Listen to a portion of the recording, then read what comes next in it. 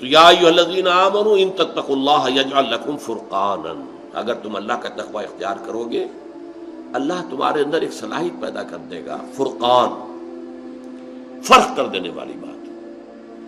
ہر مرحلے پر تمہارا اپنا دل تمہیں بتائے گا کہ صحیح راستہ کون سا ہے، غلط کون سا ہے۔ تمہارا دل بتائے گا کہ یہ غلط ہے، یہ صحیح ہے۔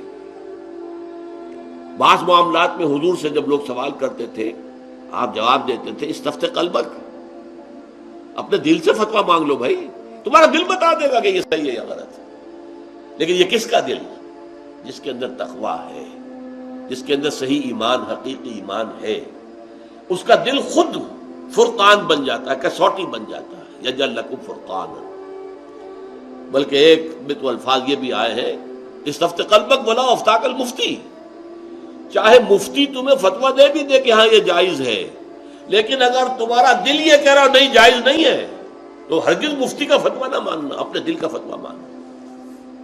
صلاح الدین ایوبی رحمۃ اللہ علیہ کا بیٹا یا نور الدین زنگی کا، یہ میں ذرا اس وقت مغالطہ ہو رہا ہے، شدید بیمار ہو گئے۔ سب طبیبوں نے کہا کہ شراب پینی ہوگی انہیں، اسی سے کوئی شفا کی امید ہے۔ ان کے سامنے کہا گیا یہ تو حرام ہے۔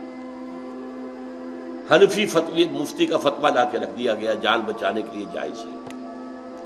کہ ہو سکتا ہے دوسرے جو ہیں ان کے نزدیک جائز نہ ہو۔ چاروں فقہیں جو تھیں، حنفی، مالکی، شافعی، حنبلی، سب کے مفتیوں کے فتوے لا کر رکھ دیے، دیکھیے سب کہہ رہے ہیں جائز ہے۔ چاروں کو بلا لیا،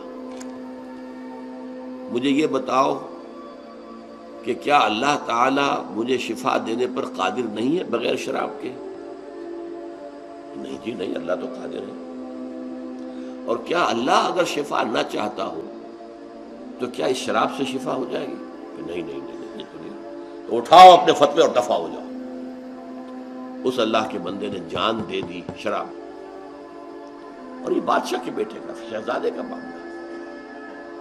تو یجعل لکم فرقانا، اللہ تمہارے دل میں وہ صلاحیت رکھ دے گا، وَيُكَفِّرْ عَنْكُمْ سَيِّئَاتِكُمْ، اور اگر کہیں کوئی غلطی ہو بھی گئی تو اللہ تعالیٰ معاف کر دے گا، تمہاری برائیوں کو تم سے دور کر دے گا، وَيَغْفِرْ لَكُمْ، اور تمہیں بخش دے گا، وَاللَّهُ ذُو الْفَضْلِ الْعَظِيمِ، اور اللہ تعالیٰ بہت بڑے فضل والا ہے۔